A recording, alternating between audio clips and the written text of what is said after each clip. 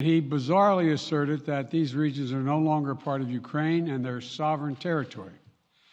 To put it simply, Russia just announced that it is carving out a big chunk of Ukraine. Last night, Putin authorized Russian forces to deploy into these regions. Today, he asserted that these regions actually extend deeper than the two areas he recognized, claiming large areas currently under the jurisdiction of the Ukrainian government. He's setting up a rationale to take more territory by force, in my view. And if we listened to his speech last night, and many of you did, I know, he's setting up a rationale to go much further. This is the beginning of a Russian invasion of Ukraine, as he indicated and asked permission to be able to do from his Duma. So let's begin to, I'm going to begin to impose sanctions in response far beyond the steps we and our allies and partners implemented in 2014. And if Russia goes further with this invasion, we stand prepared to go further as with sanctions.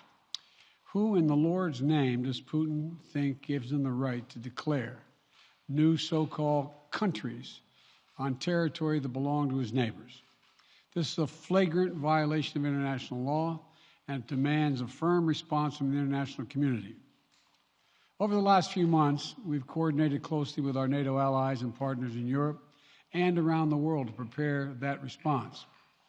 We've said all along, and I've told Putin to his face more than a month ago, that we would act together. And the moment Russia moved against Ukraine, Russia has now undeniably moved against Ukraine by declaring these independent states. So today, I'm announcing the first tranche of sanctions to impose costs on Russia in response to their actions yesterday. These have been closely coordinated with our allies and partners and will continue to escalate sanctions if Russia escalates. We're implementing full blocking sanctions on two large Russian financial institutions, VEB and their military bank. We're implementing comprehensive sanctions on Russian sovereign debt. That means we've cut off Russia's government from Western financing. It can no longer raise money from the West and cannot trade in its new debt on our markets or European markets either.